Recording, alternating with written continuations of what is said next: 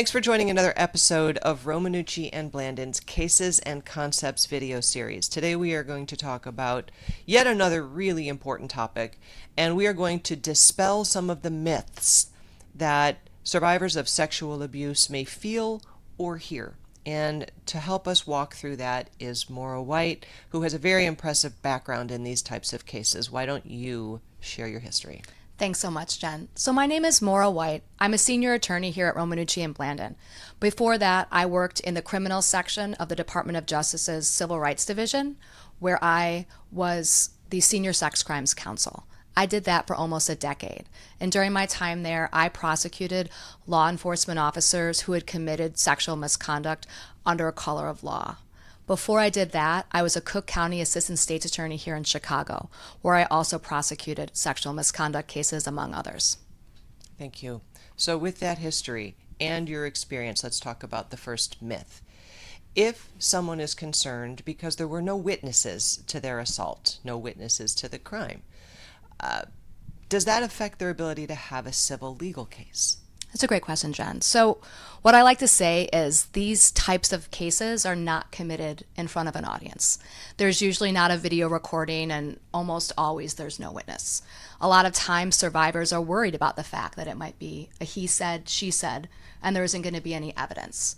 But really, when you start peeling back the layers of the investigation, there's often a lot more to corroborate a survivor's account, some things that they may not even be aware of. And it's one of the things that we do here is really identify the additional evidence that can help corroborate a survivor's account.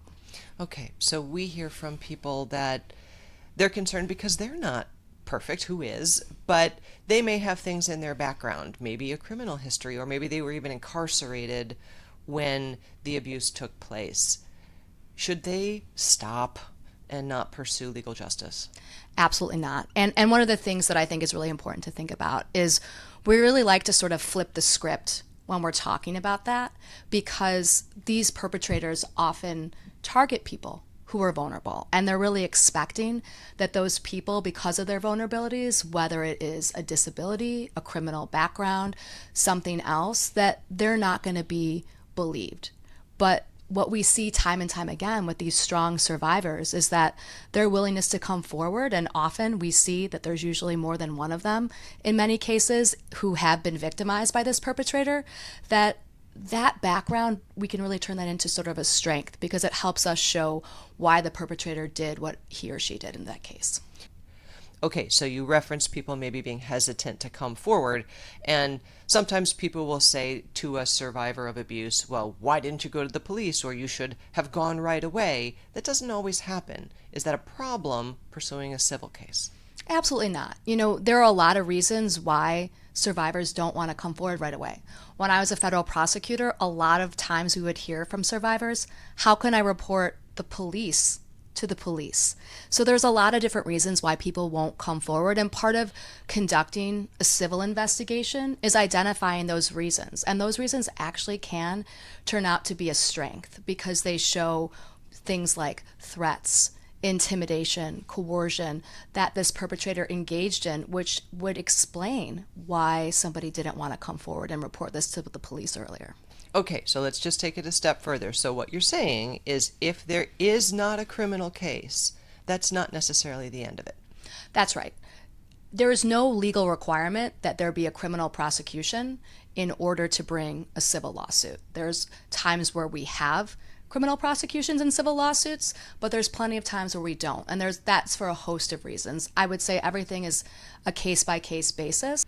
So as you might expect, and as you hear often, given the sensitive nature of these situations, people are concerned about using their actual name. Can they do a Jane Doe in a civil case?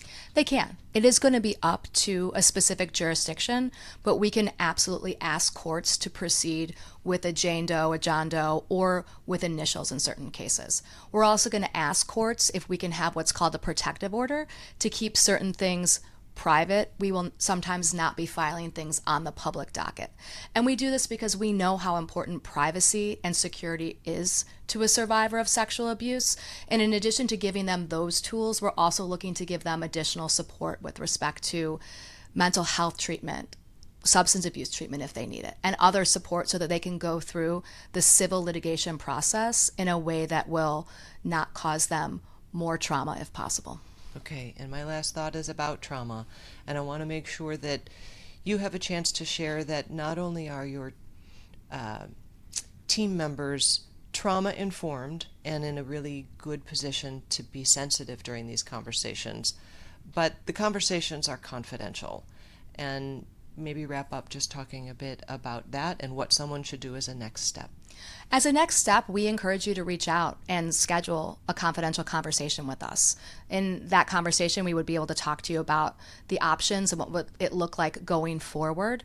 And just like you said, Jen, we would always be doing this in a trauma-informed way, and that's something that's really important to everyone at Romanucci and Blandin. Thank you.